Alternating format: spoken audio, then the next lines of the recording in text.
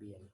Entonces no solamente las uniones entre las moléculas se rompen, como pasaría en una transición de fase, no solamente las moléculas se rompen, se empiezan a disociar y nos quedan átomos, sino que también la temperatura es tan grande que los átomos mismos ya se empiezan a ionizar.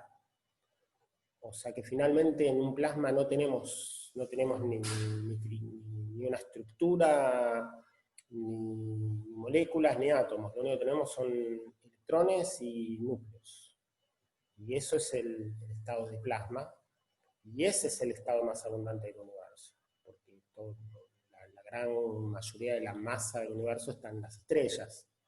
Y las estrellas tienen una temperatura tan alta que no existe todo esto que estamos viendo acá. ¿Está bien? Vamos a ver un poquito de estrellas ahora cuando veamos gases de fotones. Bien.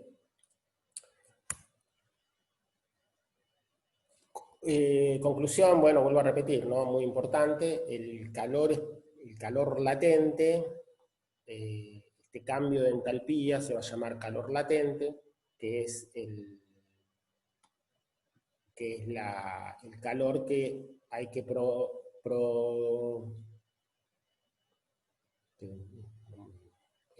dormido, que hay que darle al sistema para que haga este tipo de cambio de fase, ¿no? O sea, es la energía que hay que darle para que rompa todas las ligaduras hasta que llegue a un estado de vapor, o en este caso hasta que llegue a un estado de sólido que pasa a líquido. Bien. Acá corregí, estos son los valores que hay que usar, ¿no? Como ven, media caloría, una caloría, esos son los calores específicos. En el sólido y en el líquido, el Cp y el Cv vamos a asumir, siempre de vuelta, que no tengamos más datos que eso, lo vamos a asumir como constante. Y recuerden, estos valores, sobre todo los calores estos latentes, dependen de la temperatura y de la presión. O sea, depende de la temperatura y la presión, que es lo mismo, a la cual se está produciendo el cambio de fase, ¿no? Si nosotros aumentamos la temperatura, va a cambiar la presión de equilibrio y también va a cambiar la diferencia de calor que haya que poner. ¿No? Entonces esto es, me volví a olvidar de poner acá a una atmósfera. Bien, este es el ejercicio que les propuse y quiero que lo hagan, ¿eh? Quiero que lo trabajen y lo hagan porque de esto se va a tratar, es un ejercicio importante. Bueno, ahora veamos este proceso. Supongamos que venimos de... Supongamos que venimos de un vapor, venimos por acá, y pasamos a presión constante al punto B. ¿Está? Lo que debería pasar acá, si nosotros seguimos, por ejemplo, queremos...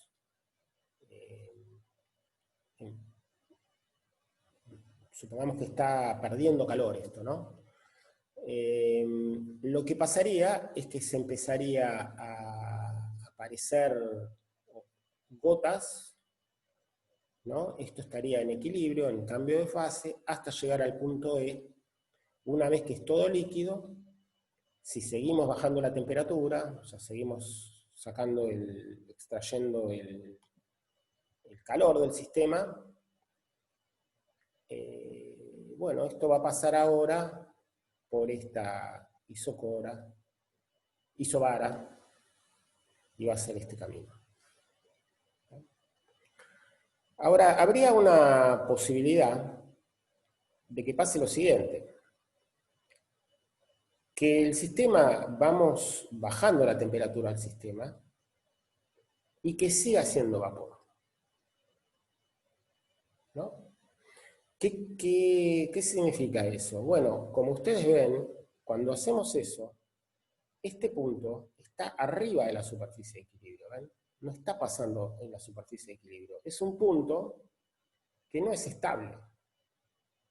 es un punto que no es un punto de equilibrio. Lo podemos hacer bajo ciertas circunstancias, o sea, experimentalmente se puede hacer, hay que hacerlo con mucho cuidado, hay que mantenerlo con mucho cuidado y eventualmente podríamos llegar a lo que se llamaría un vapor sobreenfriado. ¿Qué quiere decir sobreenfriado? Que está a una temperatura menor a la que debería estar. A esta temperatura, el vapor, y a esta presión, acá no debería haber vapor, debería haber líquido.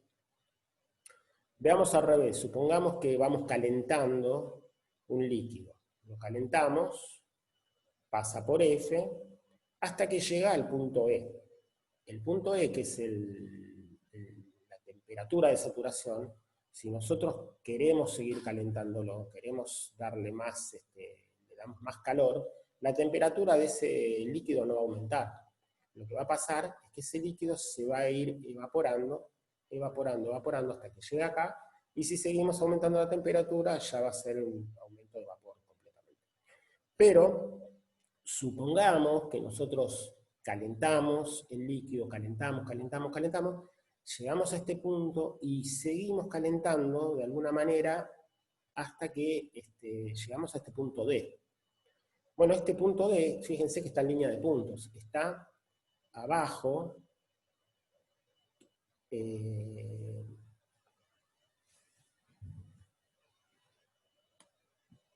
abajo de la línea de equilibrio, ¿no? Entonces, si está abajo de la línea de equilibrio, también es un punto que es inestable. ¿Se entiende esto? Díganme si entiende lo que significa el puntito ese D que está ahí, el puntito C que está acá. Tírenme algún sí. Bien. Profe, Sí. yo lo entiendo, pero hay una cuestión que no me termina de cerrar, que es que antes estabilidad e inestabilidad lo sacábamos con una cuenta. Derivábamos las fuerzas y si nos daba mayor a 0 o menor a 0. Ahora, ¿cómo sabemos si es estable o inestable? Y ahora vamos a hacer lo mismo. Sí, es exactamente eso a lo que vamos a ir a llegar. Buenísimo, gracias. ¿Tá? Pero sí, justamente es eso. O sea, son puntos que no son estables, son puntos que se podrían conseguir, pero no son estables. ¿Tá? Entonces, resumiendo. Profe, ¿puedo hacer una pregunta? Sí, sí, sí. Hay algo que no me queda claro. Si cuando llegamos al punto E, Sí, si nosotros, usted dijo sí, que si le dábamos más temperatura, íbamos a pasar a ese punto inestable que pasa por abajo de la superficie. sí. Pero, ¿cómo?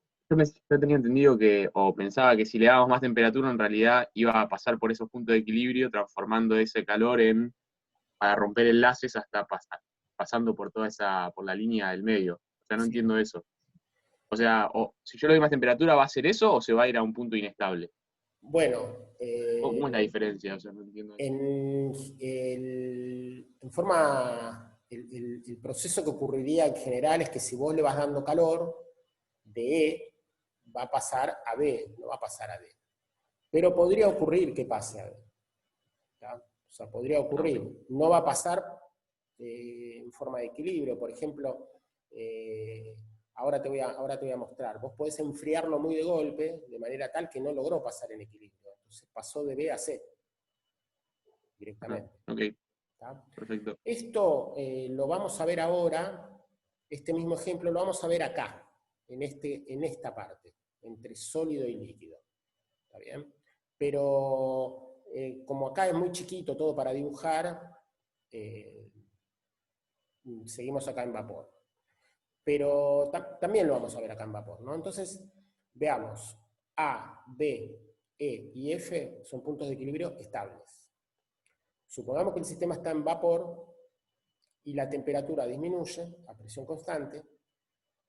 Eventualmente podríamos pasar por acá. Sí, esto no es en forma en equilibrio. Pasamos por acá. Y cuando pasamos por acá, llegamos a un punto C que está por encima de la superficie. Al hacer eso, no hemos realizado ningún cambio de fase. Entonces este punto que está acá se llama vapor sobreenfriado. ¿Qué pasa si de golpe se produce una impureza acá, o se produce un cambio abrupto, se le pega un golpe, se lo ioniza, o como este estado es lábil, es un estado que no es un estado de equilibrio, apenas haya un pequeño cambio, este estado va a caer al estado que corresponda a esa temperatura y a esa presión. ¿Qué estado corresponde a la temperatura y presión de C?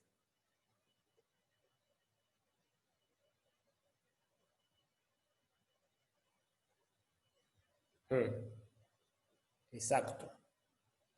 Fíjense que F tiene la misma temperatura que C y está a la misma altura que C. O sea, este estado no es el estado correcto, el estado correcto es este. Pero ¿este estado qué es? Este estado es líquido. Entonces eso es un efecto que se utiliza en la cámara de niebla. En la cámara de niebla se utiliza este efecto y en la cámara de burbujas se utiliza este efecto. ¿Qué es lo que se hace con eso? A ver, acá tengo la cámara de burbujas. Supongamos que el sistema está en F, ¿no? Ahora queremos aumentar la temperatura y al aumentar la temperatura, cuando pasamos por E, debería, si vamos yendo en equilibrio o si le vamos dando calor, deberíamos ir hacia B. Pero supongamos que ese cambio, ese calor lo aplicamos de alguna manera tan rápido que llegamos a D, ¿no? Ese punto está debajo de la superficie de equilibrio, o sea que es un estado lábil, es un estado que no es estable. Entonces, ¿qué pasa si de golpe se introduce polvo, se introducen iones? ¿Qué es lo que va a ocurrir? Va a pasar a un estado que es el estado que corresponde en equilibrio a esa temperatura y esa presión. ¿Cuál es el estado de eso?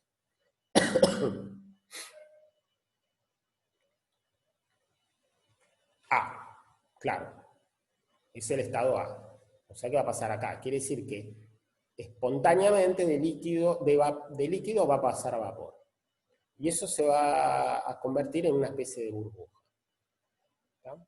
Y lo mismo puede pasar acá, entre sólido y líquido. O sea, nosotros podemos tener un estado que sea un líquido sobreenfriado y de golpe con un pequeño cambio se va a congelar.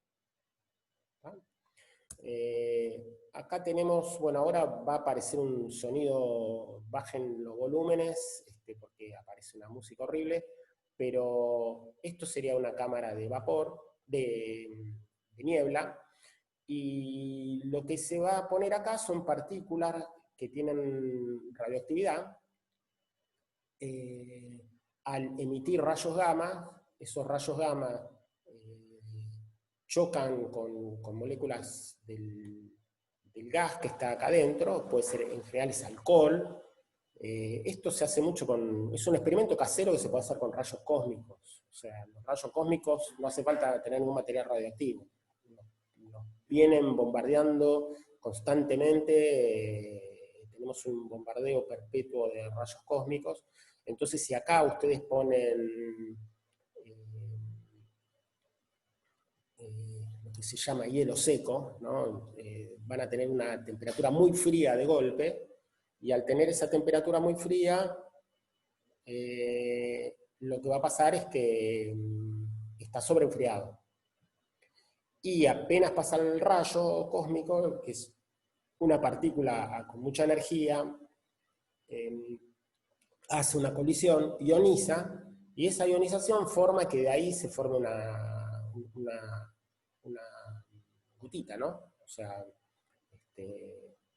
ahí se ve ese efecto. Bueno, eso es lo que vamos a ver ahora.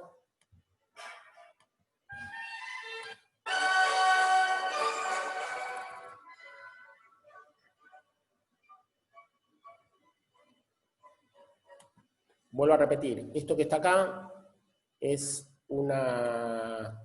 ¿Qué le puso? A ver. Bueno, no sé qué material radioactivo puso. Ese material radioactivo está emitiendo rayos gamma, esos rayos gamma ionizan, y al ionizar se produce lo que estamos diciendo.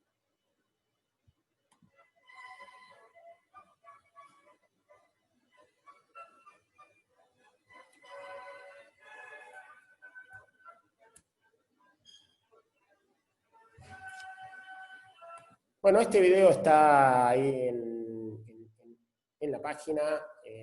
Esto va a estar subido en la página, entonces después se divierten mirando distintos elementos que va poniendo. Acá pone uranio.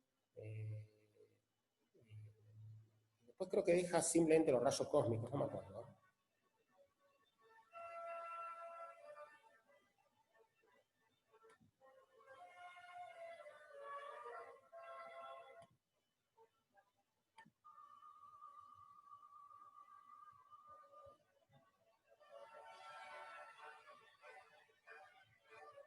La gran utilidad de esto es que, de acuerdo a las trayectorias de las partículas,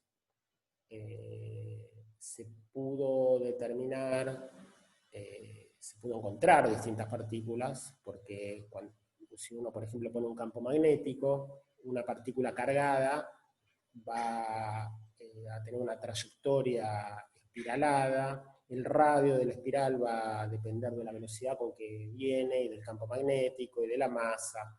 Y también se ven colisiones de partículas, en algún momento pasan cosas como esta, entonces esto fue fundamental para el estudio de partículas elementales. Bien. Bueno, entonces, como les dije, esto está en la página. Acá tenemos otro ejemplo. Fíjense lo que ocurre acá.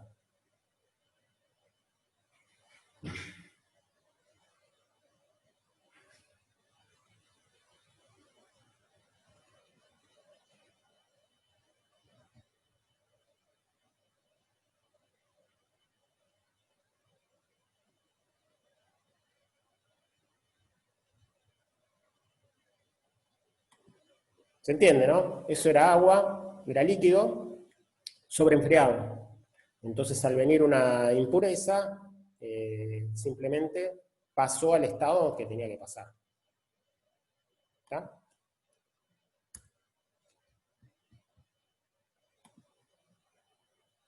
Esto es una simple cerveza que está muy fría.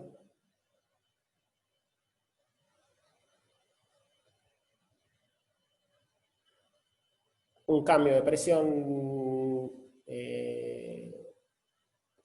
fuerte lo saca de ese estado en que estaba, que era un estado no de equilibrio, entonces apenas puede salir de ahí, sale. Y ahí quedó congelada.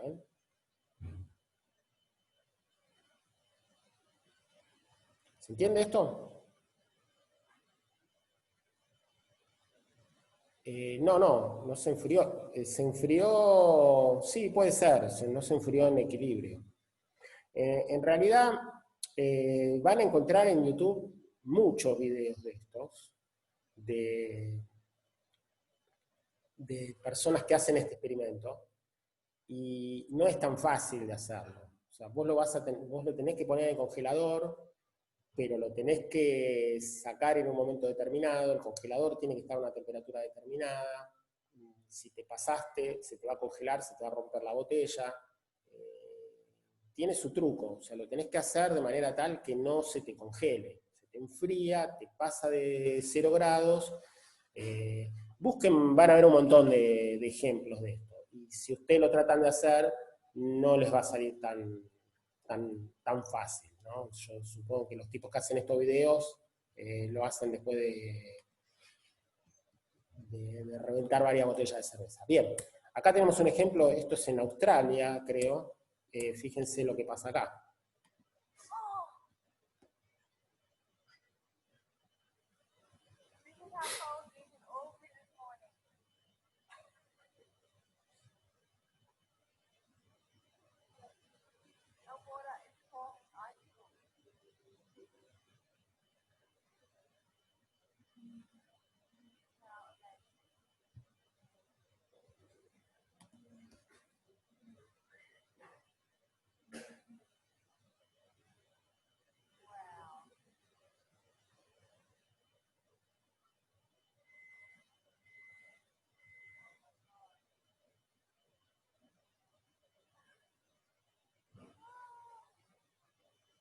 Sí.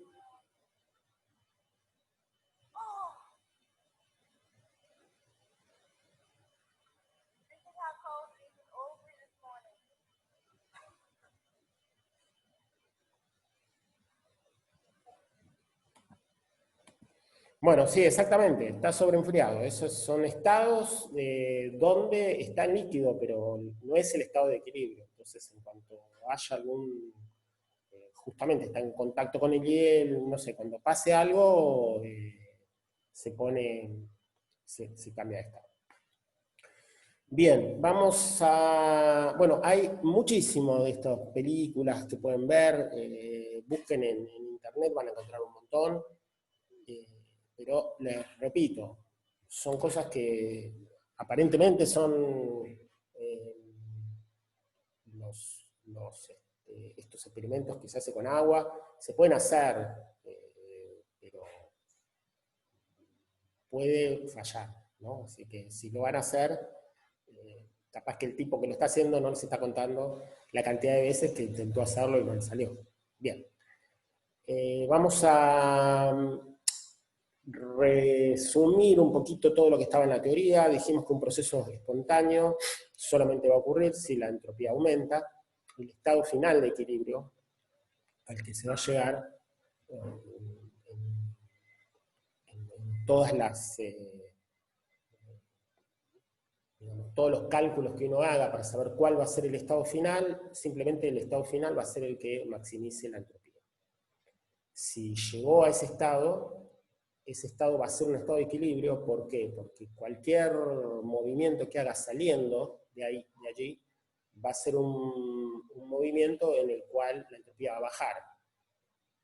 Quiere decir que va a retornar a ese estado, y ese va a ser el estado estable. Entonces eso es para un sistema aislado. Si el sistema no está completamente aislado, y supongamos que está en contacto con una fuente de calor, o sea, supongamos que la temperatura inicial y la temperatura final son iguales, no quiere decir que sea una isoterma reversible, simplemente está en contacto con una fuente térmica, y si no hay trabajo, lo que mostramos en la teoría es que el proceso, la dirección del proceso va a ser la que minimiza la energía libre de Helmholtz. Habíamos mostrado que esa diferencia de energía era el trabajo que podía hacer el sistema. Entonces, si el sistema no puede hacer trabajo, porque, por ejemplo, no cambia el volumen, bueno, si no cambia el volumen, entonces el trabajo termodinámico es cero, y en ese caso va a ocurrir que el estado que va a ser el estado de equilibrio va a ser el que tiene la mínima energía. Nuevamente lo mismo, ¿no? Cualquier movimiento que haga para salir de ese estado va a ser un estado en el cual la energía de Helmholtz aumenta, y eso, como no puede pasar, quiere decir que no se va a mover. Después tenemos un caso todavía más importante, que es que el sistema está en contacto no solamente con una fuente térmica, sino que también está en contacto con un environment, con un entorno que tiene presión constante. Por ejemplo, esos son casi todos los casos que se hacen en procesos químicos que se hacen a presión atmosférica, por ejemplo, ¿no? Cualquier cosa que pase, que está en contacto con un ambiente que tiene presión constante. Nuevamente, no quiere decir que estamos en equilibrio, ¿no? No estamos pasando, no es que el sistema siempre tiene la presión atmosférica, la atmósfera siempre tiene la presión atmosférica, pero eso nos permite que el trabajo termodinámico lo calculemos yéndonos afuera. Eso es una pregunta que apareció en el foro varias veces. Si vos querés calcular el trabajo y adentro de tu sistema no estás en equilibrio, entonces vos no tenés presión, no podés hacer la integral PdV, pero te vas afuera, si la presión es siempre la misma, entonces calculás cuánto vale el cambio de volumen afuera, y ese cambio de volumen va a ser el trabajo que se hizo afuera. ¿De dónde vino ese trabajo? De adentro. ¿Okay? Ahora, si ese es el único trabajo que hay, entonces lo que se minimiza es la energía libre de Gibbs. Si hay otros trabajos, Entonces, el cambio de energía libre de Gibbs nos da cuánto puede llegar a ser el trabajo que no es termodinámico. ¿Está? Todo esto está Una pregunta, explicado profe. muy bien en la teoría, lo pueden seguir. Si tienen dudas de algo que no entendieron, vamos al foro y las contestamos ahí. O bueno, me dicen y lo explicamos, no sé, de alguna otra manera, pero esto es básicamente lo que hay que conocer. ¿Puedo hacer una pregunta, profe? Sí, Cuando habla de trabajo de no volumen, como dice en la teórica, o trabajo termodinámico, como dijo usted recién, ¿a qué nos referimos? ¿Qué pueden ser esos trabajos? bueno, eso está acá acá, ¿no? O sea, vos podés tener acá cualquier cosa, ¿no? Podés tener trabajo hecho por un campo eléctrico, magnético, tensión superficial, no sé, todo el trabajo que se te ocurra que no sea PDB. Yo cuando empezamos el curso te dije, mira, el único trabajo que vamos a tener es PDB. O sea, vos tenés una central nuclear, no me importa. Haces un émbolo que corresponde a esa central nuclear, ¿no es cierto? Bueno, ahora vamos a ser menos rústicos y decimos, bueno, cualquier trabajo. Todo trabajo va a tener esta forma. Va a ser una variable intensiva por un diferencial extensivo. Siempre va a ser esta forma. Este caso particular es el único que tiene un menos, pero no importa, es una variable intensiva. ¿tá? Y por eso, como esta es la forma, nosotros trabajamos con esto, después generalizamos, ponemos acá I de X, ¿no? Donde tenemos la intensiva, la extensiva, pero es cualquier trabajo. La pregunta es, ¿cuánto puede valer esto? Bueno, todo esto va a estar limitado, lo tenemos en alguno, acá está, ¿no? Esto está en la teoría. Entonces, cualquier trabajo que sea distinto de PdB no puede ser mayor que este. Este es el límite de la energía esa libre que nos queda, del trabajo libre que nos queda. En particular, si no hay ningún trabajo externo, eso quiere decir que esto tiene que ser igual a cero. ¿Está? O sea, mayor que cero. Quiere decir que el estado final tiene que ser menor. Perdón, menor a cero. Bueno, eso está explicado ahí en la teoría. ¿Está? Sí, gracias. Bien. Bueno, volvemos entonces a esta parte de acá. Volvemos acá a una isoterma y volvemos a este ejemplito acá de la campana que corresponde a esto, ¿no? Siempre quiero, no repito este dibujo, pero quiero que lo tengan muy en cuenta para ver...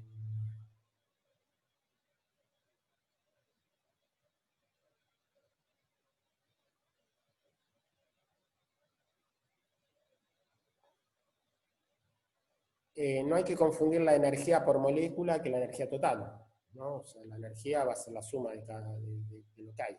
Si tienes más moléculas vas a tener más energía. No energía por molécula. Bien, entonces volvemos acá, vamos a ver, por ejemplo, supongamos que vamos de E a B, ¿no? Y esta campana, o sea, esta campana que está acá, corresponde a una especie de unión imaginaria de todas las distintas puntos de cambio de fase. Entonces, esta sería la campana y esto sería nuestro cambio. Concretamente, lo que significa acá es que nuestro émbolo puede variar desde un volumen determinado, en el cual es todo líquido, que sería este volumen, hasta un volumen más grande, porque el gas tiene mucha menor densidad, ocupa mucho mayor volumen, un volumen mucho más grande en el cual todo sea gas, y es esto. Y los volúmenes intermedios sería, por ejemplo, este volumen 1, donde tenemos una parte que es líquida y una parte que es gas, o este volumen que es mucho mayor, el volumen 2, en la cual tenemos una parte líquida y una parte de gas, ¿no? Cualquier variable termodinámica, entonces, se va a expresar como el número de moles que tengamos de la parte, esto es fluido, la F va por fluido, el número de moles por esa variable, más el número de moles de gas por la variable que corresponde al gas. Por ejemplo, la energía de Gibbs va a ser el número de partículas que tengamos en el estado líquido, en fluido, en este estado 1, por la energía de Gibbs por partícula, la G esta chiquita, que corresponde a un fluido, más el número de moles que esté en el estado de vapor, por la energía de cada una de esas moléculas de vapor. En el estado 2, esto va a ser lo mismo, pero esto va a ser distinto. Tenemos mucho menos moléculas en el estado de fluido y mucho más de vapor. De todos modos, estos dos estados son estados de equilibrio, ¿no? Entonces son estados en los cuales llegó al mínimo de la energía de Gibbs. Quiere decir que los dos estados son, cuando pasamos de uno a otro, no cambió la energía de Gibbs. ¿Tá? O sea que G1 es igual a G2. Y por otro lado, el número de moles es constante. Lo que cambió es cuántos pasaron de líquido a sólido, de líquido a vapor, pero no cambió el número total. O sea, el número en el estado 1, el número de moles en fluido, el número de moles de vapor, es el número de moles total. Y en el estado 2 lo mismo, ¿no? El número de moles en líquido y en vapor es el mismo. O sea que esto es el mismo. Si hacemos un poquito acá de cuentas, reemplazamos esto acá, restamos, vamos a llegar a esto. O sea que esta es otra condición de equilibrio que también está explicado en la teoría de otra manera, pero lo que está diciendo es que no solamente la temperatura de esta fase tiene que ser igual a esta, no solamente la presión de esta fase tiene que ser igual a esta en equilibrio, sino que también la energía de las partículas. O sea que no se lleva energía de un lugar a otro. Hay partículas que saltan de una fase a otra y que vuelven, y eso está en equilibrio, pero las energías libres son las mismas, ¿no? Hay una cantidad muy importante a considerar que se llama la quality. La quality se define, la quality en un punto determinado se va a definir por la cantidad de moles, o la cantidad, o la masa, es lo mismo, ¿no? Podemos poner masa o podemos poner moles. La cantidad de moles que hay en el estado que son vapor, dividido la cantidad de moles totales, ¿no? O sea, va a ser un porcentaje que va a ir entre, un número que va a ir entre 0 y 1. Cuando la quality sea 0, quiere decir que va a estar en el estado A. Quiere decir que no hay nada, acá va a ser 0, es todo fluido, y cuando la quality sea 1, quiere decir que fluido es 0, y nos va a quedar n sobre n vapor sobre n vapor, quiere decir que va a ser 1. Entonces la quality 0 es esto, la quality es 1 es esto, y ahora cualquier variable termodinámica que pase por esta región de equilibrio se va a calcular mediante la quality. Acá puse, por ejemplo, el volumen, pero acá podía haber puesto entropía, podía haber puesto entalpía, podía haber puesto energía. Cualquier variable termodinámica va a ser así, va a ser la... Fíjense, acá van a tener una energía de fluido, ¿no? Y acá van a tener una energía de vapor. Bueno, en este punto, por ejemplo, la quality es 1. Quiere decir que 1 menos x es 0. Quiere decir que les va a quedar energía de vapor, volumen de vapor, entalpía de vapor, lo que sea. Cuando en este punto de acá es todo fluido, la quality es 0, ¿qué significa? Y que esto es 0, 1 menos 0 es 1, o sea, van a tener el volumen del fluido, la energía del fluido, la entalpía del fluido, etcétera, etcétera. ¿Está bien?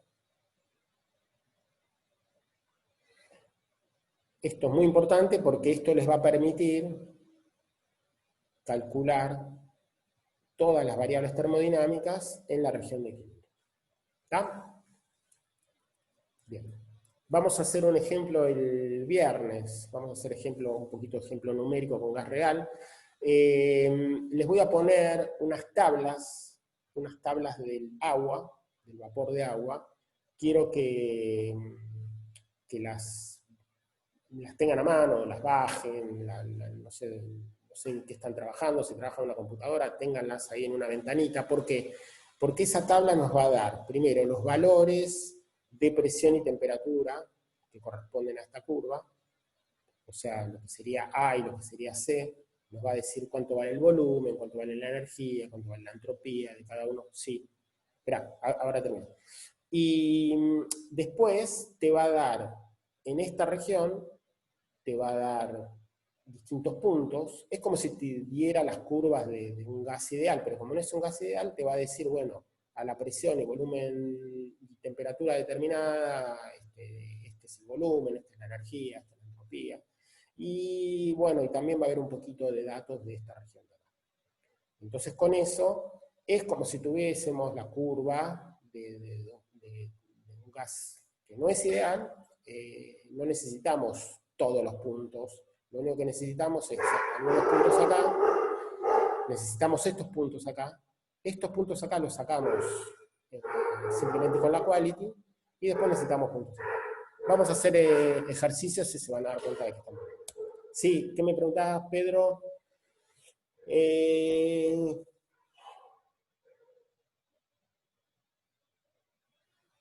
No, la presión y la temperatura en un cambio de fase es lo que no cambia. O sea, esto es una isoterma. Es una isoterma y, como ves, la presión no cambia en la isoterma, ¿tá? Ahora, todas las demás variables termodinámicas cambian. La energía no es la misma, la energía en una molécula de vapor que en una molécula que está en estado líquido. ¿Por qué? Y porque está toda la energía interna, ¿viste? Que justamente lo que produce todo ese cambio. Entonces, tener en cuenta, ¿viste? Que el volumen cambia porque algo de trabajo se está haciendo, o sea, hay PdV, pero no es que todo el volumen, no es que todo el calor se convierte en trabajo, porque no es un proceso adiabático. Entonces el calor se convierte en trabajo, pero también se convierte en un cambio de energía. Lo que pasa es que ese cambio de energía no se traduce en energía cinética, se traduce en otra energía, ¿no? O sea, se va rompiendo las ligaduras y por eso no cambia la temperatura. Es medio raro, medio confuso, pero no sé, vayan masticándolo hasta que le encuentran la vuelta por algún lado, ¿no? Y bueno, esto también está muy bien explicado en el Sears. Creo que igualmente en los apuntes de la teoría, si lo leen tranquilos, van a ver que se entiende bastante bien, me parece, ¿no? Por supuesto que no es muy objetiva mi opinión. Bien. Bueno, ahora veamos qué pasó con la cerveza, qué pasó con la cámara de Wilson, de niebla, de vapor. Tenemos acá, en A, tenemos una cierta energía libre de Gibbs, energía, la G chiquitita esta, ¿no? Y supongamos que vamos bajando la temperatura, ¿no? Entonces vamos bajando la temperatura, esto es temperatura, vamos bajando la temperatura, hasta que, ¿qué pasa? Hasta que llegamos al punto B.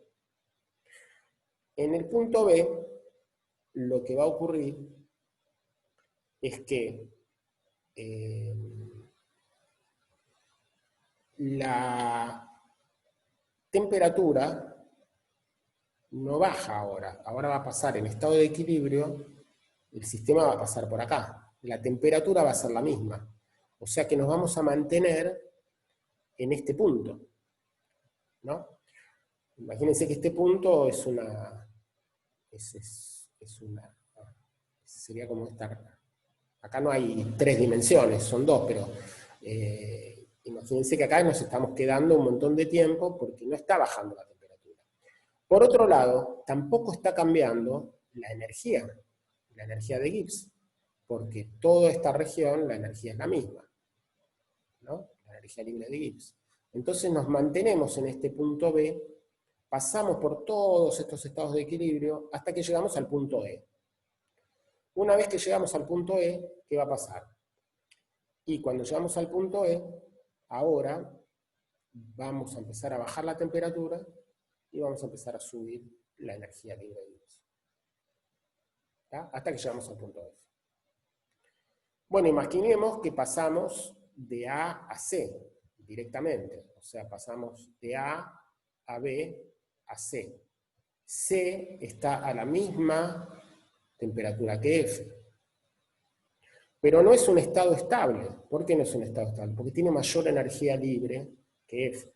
Entonces, apenas tengamos una pequeña impureza, ¡pum!, el tipo cae a F, que es el estado de mínima energía libre. Y acá tenemos el caso al revés. De F pasamos a E, y de E deberíamos pasar directamente a B. Y de B deberíamos pasar directamente a A. Pero supongamos que de F pasamos a B, a E, y de E pasamos a D. Este estado D es un estado que está acá, que tiene la misma temperatura que A, pero tiene mayor energía libre. Y como no es el estado que minimiza la energía libre de Gibbs, en cuanto haya alguna impureza, alguna posibilidad, se cae y viene para acá. Nuevamente, este gráfico es muy importante y es muy abstracto, porque estamos dibujando por primera vez G en función de T. Nunca habíamos hecho una cosa así, pero es muy útil para entender que lo que está pasando es eso, ¿no? Que el estado este no es el estado de mínima energía. Y recuerden, todo esto que está acá no es un único estado, sino que son todos los estados que pasamos por esta transición. Este gráfico nos va a servir para identificar el tipo de transición de fase. Recordemos lo siguiente. Acá tenemos un gráfico de G y T, el gráfico que acabamos de hacer. ¿Qué es la derivada de G respecto a T? Estamos yendo a presión constante. Bueno, si ustedes recuerdan que G es menos S de T y menos B de P, ¿no? O sea que el diferencial es menos la entropía. Entonces, la derivada, ¿qué es la derivada? Es la pendiente de esta curva. Entonces, la pendiente de esta curva, en esta región, es la entropía en este punto. La derivada acá tiene otra pendiente, y es la entropía en este punto. ¿Okay? Y fíjense que las entropías no son iguales.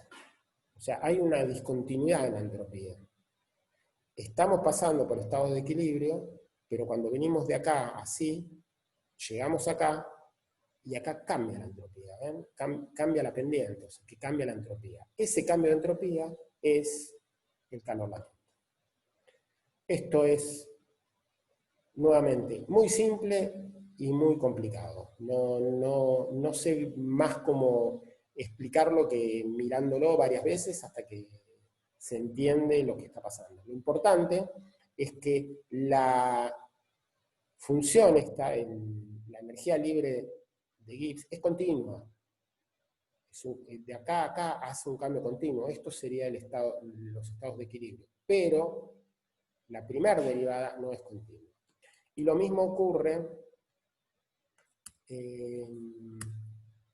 ocurre con la presión. Si hacemos el mismo dibujo de la energía libre de Gibbs en función de la presión, vamos a encontrar que la baja presión corresponde ahora, esto está al revés ahora, ¿sí? La baja presión corresponde al vapor, al gas, y esto corresponde al líquido. Y la derivada también respecto a la presión, tampoco es continua. Y la derivada respecto a la presión es el volumen. Entonces lo que hay es un cambio discontinuo del volumen y de la entropía. Eso significa, eso se puede ver acá. Si graficamos G en función de T, vamos a ver que G es continua, acá sería el punto donde se produce el cambio de fase. Si dibujamos G en función de P, también es continua, pero la derivada no es continua. La derivada respecto a la temperatura es la entropía, pega un salto, entonces hay una entropía del líquido, hay una entropía del vapor, y acá en el medio sería todo ese punto donde calculamos la quality, pero es que a la misma temperatura tenemos distintas entropías, ¿no? Y acá sería la derivada esto sería la derivada del volumen, esto sería el cambio en el volumen del gas, es mucho mayor que el volumen del líquido. O sea, acá sería gas a bajas presiones, y el volumen es mucho mayor, esto es 1600 veces en el agua, por ejemplo, en una atmósfera, ¿no? Esto está muy fuera de escala. Entonces, por más que tenemos que la energía de Gibbs es continua, las derivadas no son continuas. La derivada en este caso es la entropía, y la derivada en este caso es el volumen. Y luego podemos seguir mirando distintas derivadas. En segundo orden, o podemos ver que hay, por ejemplo, un salto en el calor específico, porque es la derivada segunda. Si la derivada primera es discontinua, en la derivada segunda de esto, derivamos esto y también nos va a dar algo discontinuo. Las derivadas estas cruzadas también son discontinuas. Todo esto corresponde a un cambio, lo que se llama una transición de fase de primer orden. Una transición de fase de segundo orden, entonces la derivada, una transición de segundo orden, es que la derivada en el primer orden también es continua, ¿no? A diferencia de lo que era acá, que la derivada del primer orden son discontinuas, en un segundo orden tenemos una cosa que es así, donde acá la entropía o el volumen también son continuos. Y lo que cambia es la derivada de la segunda. ¿Está? Bueno, hay dos ejemplos en la teoría de transiciones de segundo orden. No sé cuánto vamos a profundizar de eso. Veamos el viernes por dónde estamos, pero es bastante interesante. Podemos hablar bastante de eso, ¿sí? Yo por ahora voy a parar acá. Lo que les voy a pedir después, cuando terminamos ahora esta parte semiteórica, vamos a hablar un poco de ejercicios de la práctica, qué quieren que hagamos, qué quieren que consultemos para el viernes. Pero antes de terminar, me quiero enfocar en un problema particular que hay ahí en la guía, que es un problema de un gas de fotones. En realidad este problema apareció en la otra guía y yo se los pateé para ahora. Vamos a tratarlo más concretamente. Hay un artículo que se los puse en la página que se llama Enseñando el gas de fotones, en un curso de termodinámica. Ese artículo lo que propone, explica muy bien, claro, es la entropía que genera la rotura de las ligaduras, sí, es una forma de verlo, ¿no? O sea, se está cambiando el orden, puede ser, sí. Ahora, yo lo que les propongo, teniendo todos estos dibujos y todas estas formas de ver, estamos viendo todo lo mismo de distintas formas. Entonces, en algún momento les va a caer una ficha y eso les va a arrastrar todo el resto. Entonces, repasen ahora un poquito la teoría, que no es tanto, y miren estos gráficos y fíjense si ahora se entiende un poco mejor. Simplemente lo que estoy tratando de hacer es de reforzar, a ver si entendemos un poco más de qué se trata. Bueno, lo que dice ahí es un artículo interesante. Yo lo que les propongo es lean ese artículo. No van a llegar, van a morir en algún momento. No es tan fácil. En algún momento se va a poner duro, pero al principio lo van a poder leer bien y está bastante bien explicado. La idea es, lo que propone el tipo es, ¿por qué no estudiar gas de fotones en un curso de termodinámica? Si tiene muchas ventajas. Y bueno, él empieza el artículo y él te da lo que sería la... A ver si... Tengo miedo a hacer lío.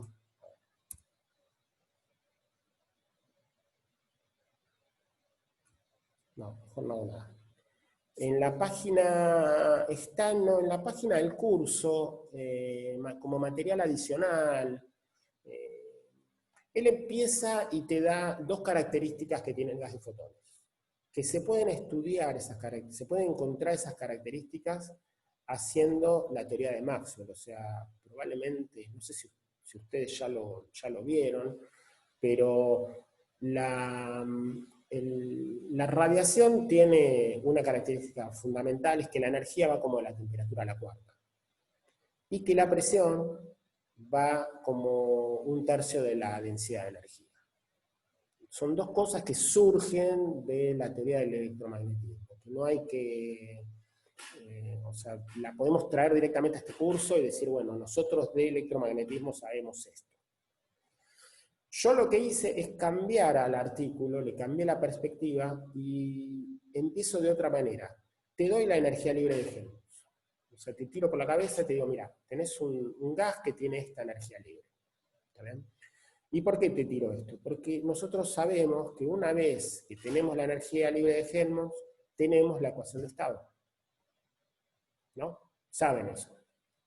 Esa es otra pregunta que surgió en el foro y que vuelvo a decir, la importancia para nosotros ahora de la energía libre no es solamente que nos da cuánto es el trabajo máximo que se puede hacer, sino que nos da la ecuación de estado, o sea que partiendo de acá podemos hacer todo el curso de termodinámica desde cero, o sea, ya nosotros siempre empezamos con la ecuación de gas ideal. Bueno, acá vamos a tener una ecuación de estado, ¿no? ¿Cómo se sacaría de acá la ecuación de estado? ¿Quién se acuerda?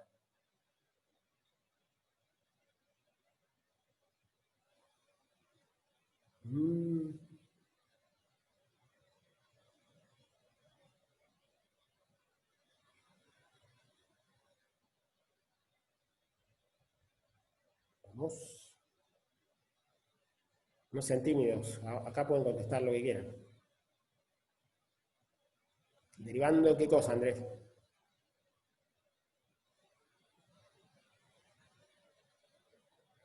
¿Alguien se acuerda qué es dF?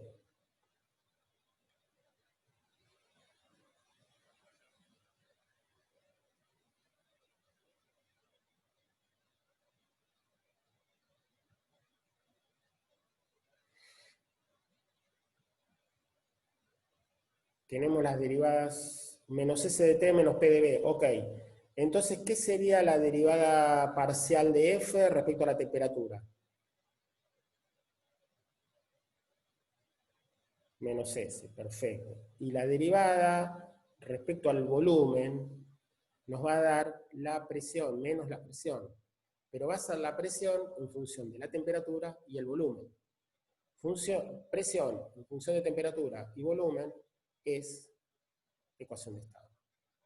Entonces, para eso nos sirve encontrar la energía libre de Helmholtz. Es fundamental. Teniendo esto, vamos a la ecuación de estado. Ahora, ¿de dónde sacamos esto? Bueno, si miramos, esto que está acá es este número, pero miremos con atención, lo que está acá es K. K es la constante de Boltzmann. O sea, esto es termodinámica. Acá tenemos H. H es la constante de Planck. Planck es cuántica. Y acá tenemos C. C es la velocidad de la luz. Esto es relatividad. O sea, no hay ninguna chance de que nosotros podamos derivar esto ahora. Lo vamos a hacer cuando seamos más grandes. Ahora no tenemos ninguna chance, lo tenemos que recibir así como viene y decir, bueno, esto me dio alguien y me dijo, esta es la energía libre de Helmholtz. ¿Está bien? Cuando ustedes vean H, quiere decir que hasta que no vean cuántica no lo pueden saber. Cuando ven C, quiere decir que hasta que no saben bien relatividad no lo pueden saber. Entonces, en principio, nada, tenemos esto. Lo primero que vamos a hacer es sacar la ecuación de estado. Y sacar, como dice acá Pedro, vamos a sacar S y vamos a sacar P. ¿Cómo hacemos? Derivando. Entonces derivamos F respecto al volumen, derivamos F respecto a la temperatura, y nos queda 1/3 de T a la cuarta y 4/3 de T a la cuarta. esto nos está diciendo justamente lo que decíamos del gas bueno, perdón, todavía no nos dice nada porque no sacamos la energía. Ahora vamos a ver. ¿Qué significa un gas de fotones? Un gas de fotones significa lo siguiente. La radiación, vamos a hacer algo medio raro y decir que la radiación son partículas. Nosotros sabemos que son ondas, hasta ahora, ¿no? Dentro de poco ya vamos a tener un problema con eso, pero supongamos que la radiación son partículas, supongamos que la radiación son fotones. ¿Esos fotones qué hacen? Bueno, irradian a la superficie. Cuando irradian a la superficie, es como si fuera un campo eléctrico. ¿No sobra un B? Sí, sobra un B. Lo hice a las 6 de la mañana. Sí, bien, perfecto. No, está perfecto. Lo hice ayer y... Tengo una pregunta. Sí, Si uno deriva acá respecto al volumen, la energía libre de Helmholtz, dejando la temperatura constante, y dice que eso es la presión, no hay una pérdida de información, la dependencia con la temperatura.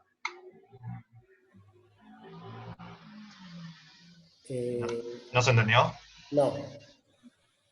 Lo que digo es, porque ayer tenía el mismo problema resolviendo un ejercicio, que es que yo quería derivar una cosa para que me dé la presión, pero dejaba la temperatura constante. Y si uno hace eso, ¿no se pierde la dependencia de la temperatura en la presión? No, no te confundas. Una cosa es derivar, otra es integrar. Cuando vos integrás, te queda una constante flotando, y esa constante flotando sí va a ser una función de la otra variable. Cuando vos derivás. Y es una derivada parcial, donde lo único que estás derivando es en B. Entonces, no te queda nada flotando. El tema es que hay que tener cuidado, no cuando uno deriva. Cuando uno deriva no hay problema. Hay que tener cuidado cuando uno integra. Cuando uno integra le queda alguna cosa. Eso lo mencionó Claudio en el foro, y vamos a ver si podemos responder bien a ese ejercicio. Voy a ver si lo puedo hacer prolijo, como para que ustedes lo tengan, pero acá es simplemente vos agarrás diferencial de F, y eso te va a decir... eso te va a decir simplemente que la derivada parcial es esta. La derivada parcial es esta. ¿Está? ¿Ok? Muchísimas gracias, sí. Bien. Bueno, cuidado, me comí acá, hay un volumen que está de más, ¿no? Este volumen está de más. Bueno, ahora, ¿qué sería el gas de fotones? Imagínense que la radiación es, no sé, un dipolo eléctrico que va oscilando. Bueno, cuando ese dipolo eléctrico llega a la pared, en la pared hay átomos, y esos átomos oscilan, y esos átomos al oscilar calientan la pared, pero a su vez generan también, son electrones que se van moviendo con el campo eléctrico. Entonces, ¿qué están haciendo? Están irradiando y están irradiando hacia adentro. Entonces hay como partículas que entran y salen, y hasta que al final hay un equilibrio. Y ese equilibrio se produce o sea, de acuerdo a la temperatura que hay, se produce una cantidad de radiación que hay acá adentro. O lo pueden ver también de otra manera. Suponete que acá tenés temperatura, esa temperatura lo que hace es mover los átomos. Cuando mueve los átomos, mueve los electrones. Al moverse los electrones, esos irradian, esa radiación entra, y a su vez esa radiación también pega en la pared y produce, es lo mismo, ¿no? O sea, es un equilibrio que se produce a una cierta temperatura. La cantidad de fotones, la cantidad de radiación que va a entrar acá, bueno, la vamos a ir variando el volumen, ¿no? O sea, movemos esta pared. Cuando tenemos acá, no tenemos ningún fotón adentro. Cuando empezamos a mover la pared, empieza a entrar más radiación, y así se produce el equilibrio, ¿no? Esa sería la idea básica de lo que es este gas. O sea, es un gas que no tiene, no es argón, no tiene, bueno, vamos a ver, no tiene ni siquiera masa, es radiación, y esa radiación está acá en equilibrio. Lo que vemos importantísimo es esta ecuación, ¿no? Que me dice que presión es 1/3 de B por T a la cuarta. ¿Qué significa eso? ¿Cómo será la presión en una isoterma? Recuerden, este volumen no va, está mal. Constante. Es constante. ¿Qué quiere decir eso? Que es lo mismo que ocurre en un cambio de fase.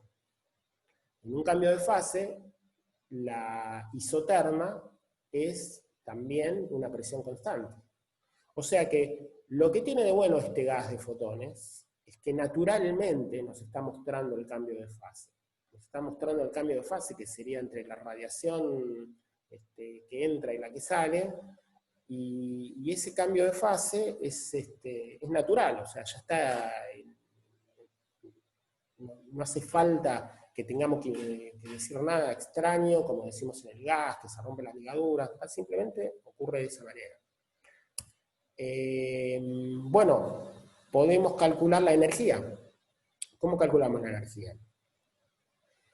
Si tenemos F y tenemos entropía, F, recuerden que F es U menos TS, entonces U es F más TS. Simplemente sumamos TS más F y nos da B por T a la cuarta. Y de acá sale que la presión es 1/3 de esto. Lo que significa que es justamente de dónde parte el artículo que ustedes van a tener. O sea, el artículo que ustedes tienen parte al revés. Él te da la energía y te da la presión. Yo te doy F. ¿Por qué? Porque a mí me gusta justamente utilizar este ejemplo raro, extraño, y mostrar que con este ejemplo sacás la misma termodinámica que lo que estamos estudiando, ¿no? Entonces, lean el artículo y vean que esto está... que el planteo lo podemos hacer al revés. Por supuesto que va a dar lo mismo. Ustedes pueden empezar con P, pueden empezar con energía y pueden terminar encontrando cuánto vale F, integrando. Otra cosa interesante que hace el artículo, te pregunta, bueno, ¿por qué no calculamos una diabática? ¿Qué sería una diabática en este problema? ¿Qué les parece que es una diabática? Una diabática es que no pase calor hacia afuera, o sea, que esto sea como un termo, que esté aislado. ¿Cómo harían ustedes una diabática en un gas de fotones? ¿Cómo haces para que no se te escape la radiación hacia la pared?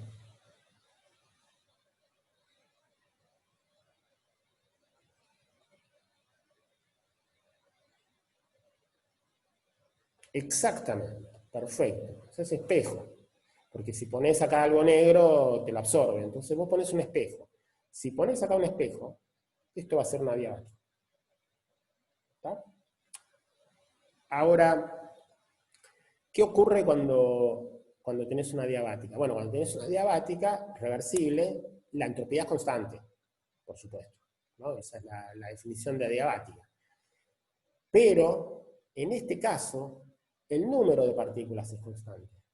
Las dos cosas son constantes. Entonces, eso nos lleva a que tiene que haber algo que son proporcionales, ¿no? O sea, la entropía y el número de partículas tiene que ser proporcional, tiene que haber una proporcionalidad. Bueno, la entropía era 4/3 por B por T al cubo, entonces reemplazamos todo y ponemos esta R, y esta R no tienen de vuelta ningún tipo de chance de calcularla. Otra vez aparece K, Boltzmann, termodinámica, H, Planck, cuántica, C, velocidad de la luz, relatividad. O sea, cuando aparece esto, salimos corriendo, viene el dato, pum, lo ponemos acá. Pero es interesante de que acá nos está diciendo que a diferencia de un gas ideal, en el cual nosotros fijamos el número de mol, siempre decimos, tenés un gas, sea un gas, 1 kilogramo de no sé qué. Bueno, acá no, acá el número de partículas va a depender del volumen. Cuando el volumen sea chiquito, no va a haber partículas, cuando el volumen sea grande, empiezan a haber fotones. Y también va a depender de la temperatura, ¿no? O sea, el número de la cantidad de radiación que va a haber acá va depender de cómo está vibrando las paredes. Esto va a ser interesante porque esto nos va a llevar más adelante al cuerpo negro, y el cuerpo negro nos va a llevar a la cuántica. Pero empecemos de a poquito para entender un problema, en principio sin tanta profundidad en la física de esto. Tenemos, con la matemática ya tenemos todos los datos para sacar todo lo que querramos de este gas. Y eso lo tenemos porque tenemos F.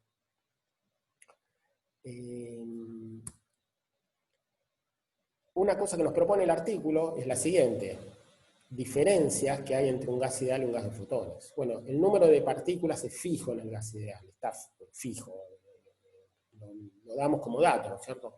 El número de partículas en un gas de fotones no, es esto. La energía, supongamos que es un gas monoatómico ideal, es 3 medios de RT, ¿no? O sea, NKT. Y la energía en un gas de fotones es esto, es B por T a la cuarta. Pero si reemplazamos el número de partículas, que es T al cubo, y ponemos acá la constante y dividimos, encontramos una cosa muy interesante. No es tan distinto. Esto es 1,5 NKT y esto es 2,7 NKT. O sea, no es tan distinto finalmente la fórmula de la energía en un caso y en el otro. La gran diferencia es que este N no es fijo, ¿no? Pero no importa, nos da casi lo mismo. Fíjense la presión, en un gas ideal es RT sobre B, NKT sobre B. Bueno, la presión era 1/3 de B por T a la cuarta. Perfecto, reemplazar el R acá, o sea, reemplazar el N en esta expresión, donde tenés B por T, vas a ver que te va a quedar, o sea, haces este ejercicio y te queda más o menos NKT sobre B. Muy, muy parecido, 0,9 en vez de 1. La entropía, bueno, es NK por el LAN, acá depende de qué expresión pones de entropía, ¿no? Pero el orden de magnitud es NK. Bueno, el orden de magnitud es 3,6 NK. O sea que formalmente es bastante parecido. Ahora, vamos a los bifes, pongamos un número. Por ejemplo, ¿qué pasa con el argón a 300 grados? Y a 300 grados Kelvin, a una atmósfera, a un mol de esto, N es en el gas de fotones, sería la cantidad de fotones, claro, sí, sí. ¿Por qué N es proporcional a S? Bueno, porque en una adiabática S no cambia, vos cambiás todas las variables, cambiás T, cambiás B, cambiás todo, y la entropía no cambia. En número de fotones, vos cambiás T, cambiás...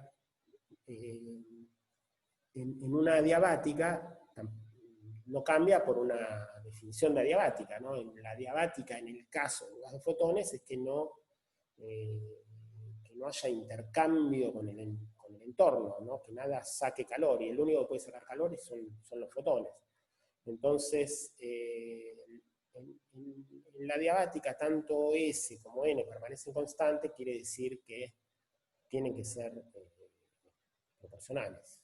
Tiene que haber algo que sea proporcional. Fíjate en el artículo lo explica así. En realidad el artículo no... esta explicación se la afané al artículo.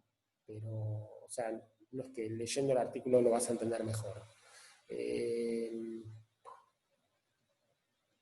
No sé qué... Tengo que pensar de qué otra forma... a ver si te lo puedo explicar de otra forma. Pero en principio, a condiciones normales de presión y temperatura, tenemos un mol, 22,4 litros, o sea, tenemos todo el argón, ¿no? Nosotros sabemos que si tenemos un mol, tenemos 10 a la 23 partículas. Si calculamos la energía, y más o menos va a ser del orden del kilojoule, la presión, bueno, va a ser una atmósfera, son 10 a la 5 pascales. Ahora, ¿qué pasa si hacemos todo ese cálculo? ¿Qué pasa con los fotones? Porque vos estás ahora en tu casa y tenés fotones ahí en la pieza donde estás, ¿no? Y tenés un montón de fotones. ¿Cuántos fotones tenés? Bueno, no sé, tenés ahí en 22,4 litros, en ese tacho tenés 10 a la 13 fotones. ¿De dónde salió ese cálculo? De hacer esto, ¿no? Agarrás el volumen, Agarras la temperatura, la elevas al cubo, multiplicás por ese R y te va a dar este número. ¿Cuál es la energía de esos fotones? Misérrima, 10 a la menos 7. ¿Cuál es la presión? Nada, 10 a la menos 6. ¿Cuál es la entropía? Nada, también un número chiquitísimo. Hagan esta cuenta y van a ver que es chiquitísimo. ¿Qué significa eso? Y que cuando haces termodinámica, por más que haya fotones en la pieza, los puedes tirar, todos te los tiras a la basura. No juega ningún tipo de rol. Ahora, vayamos a una estrella. Vayamos a una temperatura de 10.000 Kelvin, qué sé yo, el Sol, por ejemplo, la fotosfera tiene 6.000 Kelvin. ¿Y qué pasa ahí? Bueno, ojo, el número de fotones va como T al cubo. ¿tá? Entonces, cuando ya ponemos T al cubo, este 10 a la 13 empieza a empatarlo un poquito a esto, ¿no es cierto? Y si seguimos subiendo la temperatura, bueno, en algún momento la termodinámica la tiramos a la basura. Entonces, en las estrellas, los procesos termodinámicos no pasan por acá, pasan por otro lado, pasan por el gas de fotones. Ellos son los que van a determinar la termodinámica de una estrella. Ellos son los que van a determinar la presión, o sea, la presión de una estrella va a ser la presión de radiación, no la de un gas ideal, ¿no? O sea, no se va a utilizar esta forma de presión. No quiere decir que la masa no entre en juego, la masa va a entrar en juego porque justamente la forma en que una estrella logra equilibrar a esa presión de radiación. Como hay una extraordinaria masa, entonces esa masa lo mantiene las moléculas unidas. Ahora eso no colapsa, como si fuese un agujero negro. ¿Por qué no colapsa? Porque hay una tremenda presión de radiación hacia afuera, entonces eso es un equilibrio, y ese es el equilibrio termodinámico que tiene una estrella. Cuando subamos más la temperatura, bueno, los efectos van a ser ya, ni siquiera van a ser estos efectos, van a ser efectos cuánticos. Un gas, una estrella, por ejemplo, de neutrones, la densidad es tan grande que ya ni siquiera lo que va a pasar es un efecto cuántico que tiene que ver con principio de incertidumbre, que recuérdenme, cuando lleguemos a un principio de incertidumbre, díganme qué pasa con la estrella de neutrones, y ahí van a ver otro tipo de efectos, ¿no? Pero es interesante este ejercicio en el cual les propongo, bueno, a qué temperatura se iguala esta cantidad de partículas. Y a esa temperatura, ¿qué es lo que pasa con el resto de las propiedades termodinámicas? Y bueno, van a ver que son parecidas. No hay un orden de magnitud. O sea, en el momento en que tengamos el mismo n, y bueno, ya a partir de ahí, ya empieza a dominar el gas de fotones. ¿Está? Bueno, esto lo vamos a ver después. Listo, acá terminamos. A ver si puedo pasar. No sé si voy a poder pasar a... espérate.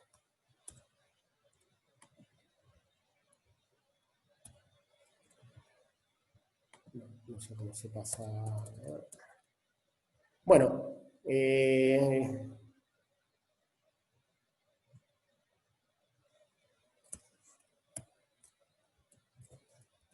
ahí está.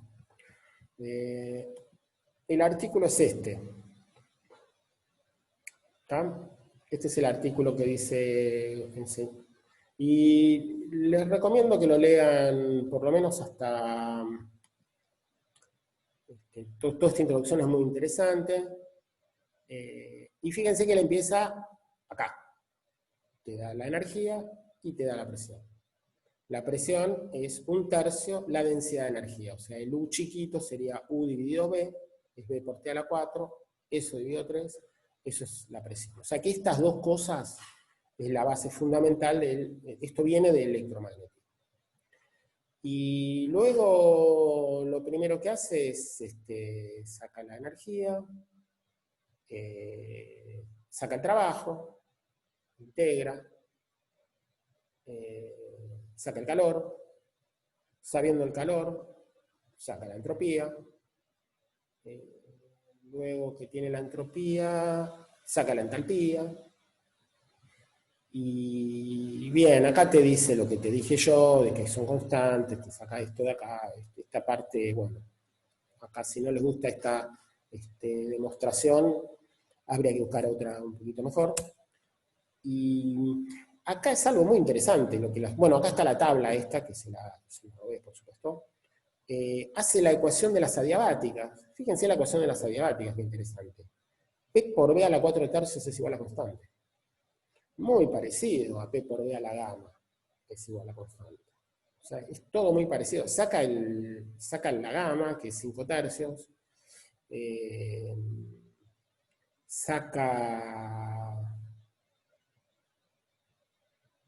Bueno, acá le spoileo, acá está la temperatura en la cual a partir de ahí ya empieza a dominar el gas de fotones. Y esto que está acá, ¿qué es esto que está acá? A ver, ¿qué les parece? Sí, Jorge, tenés una pregunta, perdona.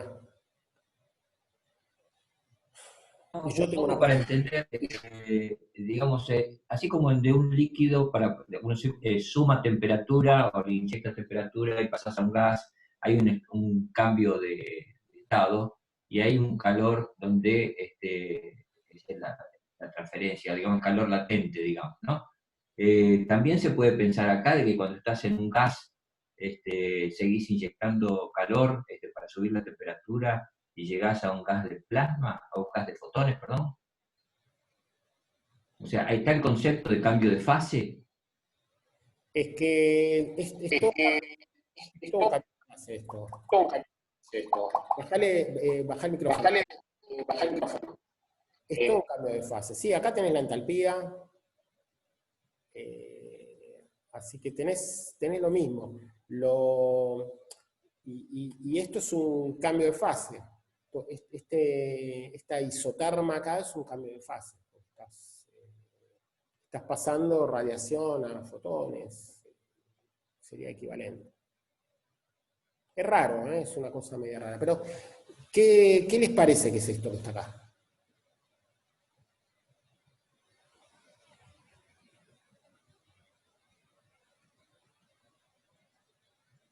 Fíjense, P por B a la 4/3 es esta curva de acá. O sea que esto es una diabática. Esto que está acá también es una diabática. ¿Por qué es una diabática? Porque acá la entropía no cambió. Exactamente, esto es una máquina de Carnot. ¿Y cuál sería el ejercicio trivial que yo les propondría que hagan en este caso? Trivial, perdón. ¿Cuál es el ejercicio que se cae de parado? Les voy a pedir, calculame la eficiencia de esta máquina de Carnot. ¿Y cuánto te tiene que dar la eficiencia? Perfecto. Me tiene que dar la eficiencia de una máquina de Carnot, o sea, 1 menos TC sobre TH. Entonces, exacto. Ahora, la respuesta que me tenés que dar no es la que decís vos, sino que tenés que hacer el cálculo y llegar a eso. Si llegaste a eso, quiere decir que lo hiciste bien. Entonces, esto es un ejercicio muy, muy interesante, que es calcular la eficiencia de esto. Se los propongo, practíquenlo. No sé si él lo hace acá. Bueno, acá tenés el calor específico, ¿eh? Acá tenés CB, tenés todo.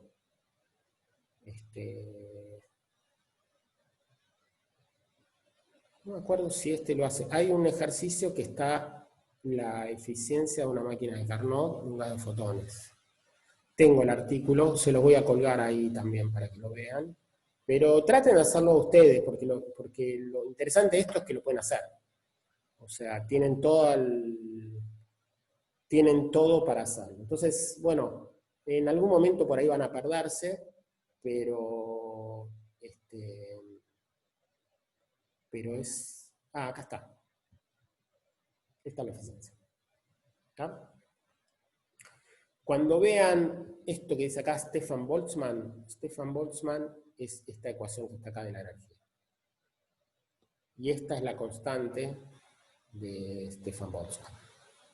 O sea, si la energía es T a la cuarta, esa se llama ecuación de Stefan Boltzmann, que es importante que cualquier distribución de radiación tiene que cumplir con eso. Así que cuando hagamos cuerpo negro, cuando hagamos distintas propuestas de funciones que representen la radiación, lo primero hay que chequear es que cumpla con Stefan Boltzmann. Bien, me estoy adelantando un poquito, les voy tirando algunas cosas picantes, pero no salgamos, digamos, de la termodinámica.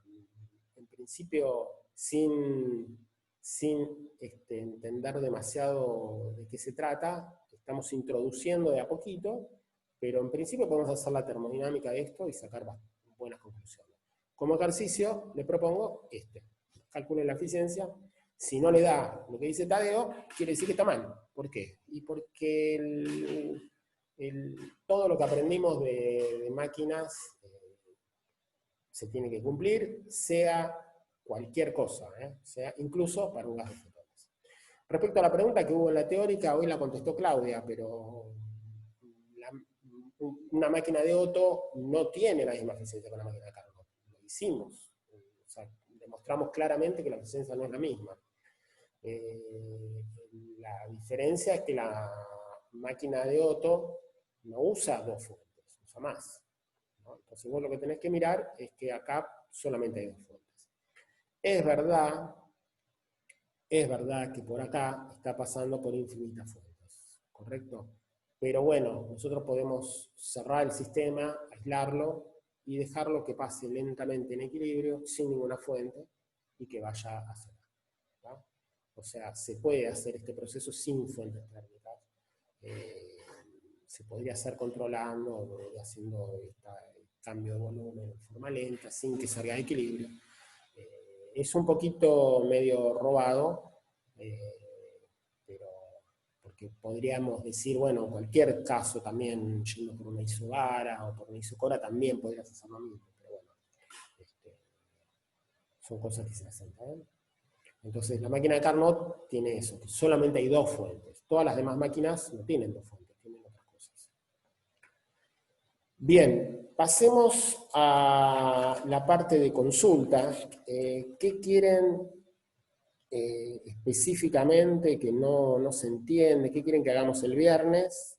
O el viernes ya pasamos directamente a, bueno, el viernes yo lo que voy a mostrar son algunos ejercicios importantes de esta guía 3, algunas soluciones importantes, y listo, ya empezamos con la 4, ¿no?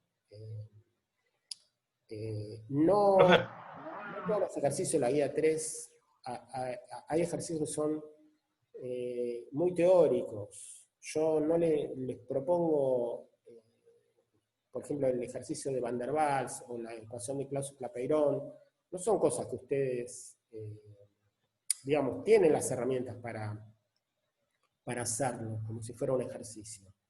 Pero yo les propongo, vayan, están en todos los libros eso, ¿no? Son ejercicios muy teóricos, no son ejercicios de aplicación. A mí me gusta más hacer ejercicios de aplicación.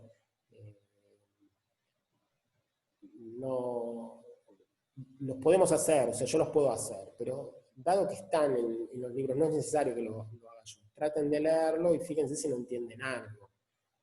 Pero eso está en todos lados, ¿sí? Y hay ejercicios que son un poco, de alguna manera, como que hay que poner una autoridad y que uno tiene que decir, bueno, ¿qué asumo en este caso? ¿Cómo lo hago? Y entonces yo vengo y te digo, y hacelo así. Y en realidad a mí tampoco me gusta mucho eso, ¿no? Porque es como que me gustaría que fuese más independiente de las decisiones arbitrarias de un profesor, ¿no? Los primeros 3 intenté plantear un par de cosas, pero no me salió nada. Bueno, vamos a hacer esos ejercicios. Yo voy a tratar de preparar algo un poquito, como hice con la guía 2, ¿no? Que di algunas soluciones, de los ejercicios me parecieron más importantes. Pero hay otros que son importantes, pero no los quiero hacer, quiero que lo hagan ustedes, quiero que los lean, ¿no? Sí, ¿Quién está preguntando? Tengo una preguntita teórica última antes de lo de las prácticas. Sí. Hay algo de las derivadas que no me quedó del todo claro, que es cuando hiciste el gráfico de G en función de P, de la presión.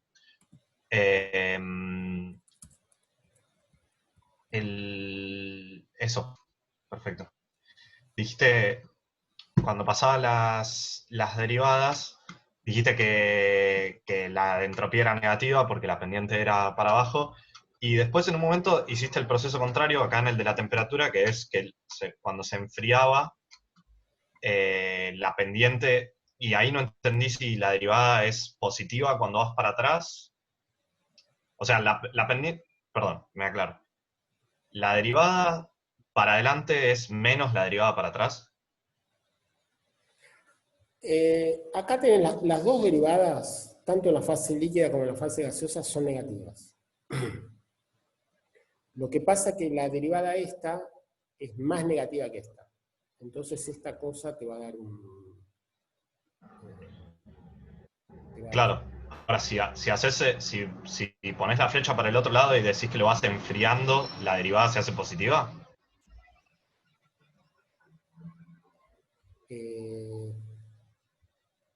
Y sí, claro, sí. Sí, pero la derivada... claro, sí, la derivada, lo que pasa es que la derivada es la pendiente en esta curva, no en menos t, ¿no? Es en t. Sí, pero está bien. No. Sí, es correcto lo que decís. No, es que no me quedaba claro, muchas gracias. Pero sí, acá la derivada las dos son negativas, lo que pasa es que esta es más negativa.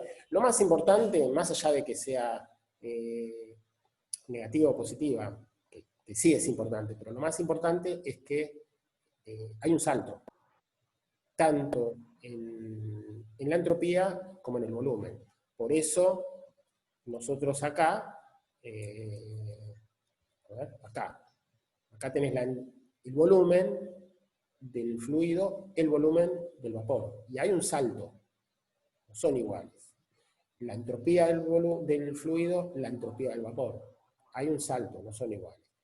Vos vas pasando por estos caminos donde la entropía, el volumen, todo es continuo, ¿cierto? Pero es continuo con este precio, ¿no? Donde vos tenés una entropía y otra entropía, un volumen y otro volumen. Y lo que va cambiando es el número de partículas que se van acomodando en los distintos estados.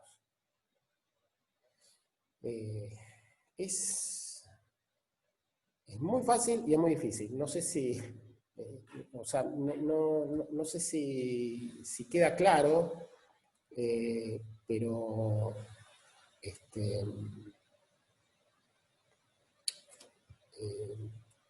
lo que te está diciendo nuevamente, ¿no? Es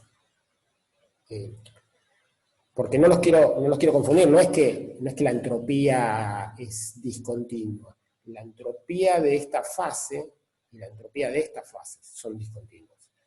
Cuando vos vas pasando por acá, lo que estás pasando son distintos números de moles que pertenecen a esta fase y a esta fase. Y eso es lo que va haciendo que sea continuo. Vas cambiando la quality y vas pasando de esta entropía a esta entropía en forma continua.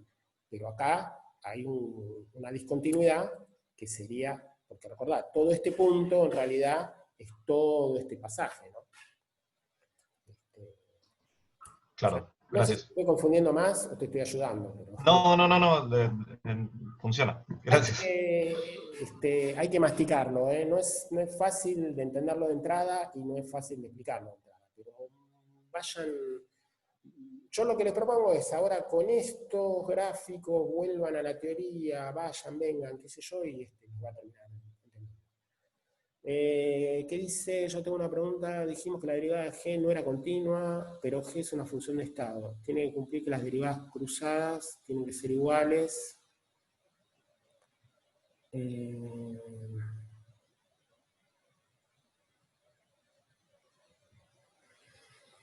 Bueno, pero pará. Recordá que esto que está acá es todo en cada punto de esto se cumple, ¿sí?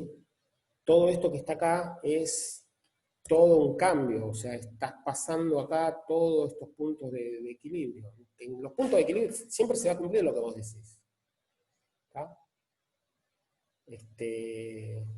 La diferencia es que nosotros estamos hablando de este punto y de este punto. No estamos hablando de lo que pasa en el medio. Entonces, entre esos dos puntos hay un cambio, hay un salto en las derivadas. O sea, lo que confundiría este gráfico es que vos venís por acá, venís por acá, venís por acá, llegás acá, y cuando llegaste acá, estás acá. Ahora estás pasando por todo este cambio de fase hasta que llegas a este punto. O sea que este punto doble son un montón de puntos donde vos vas haciendo el cambio de fase.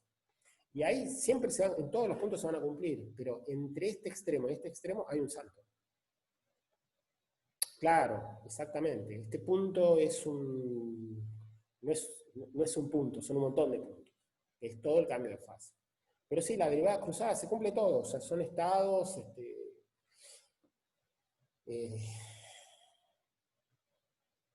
Claro, exactamente, Jorge. El punto es toda este punto es B y E más todo lo que hay en el medio entre B y E. Pónganse esto en una pantalla al lado y mírenlo hasta que les cae la ficha. Acá está, o sea, lean después esto tranquilo.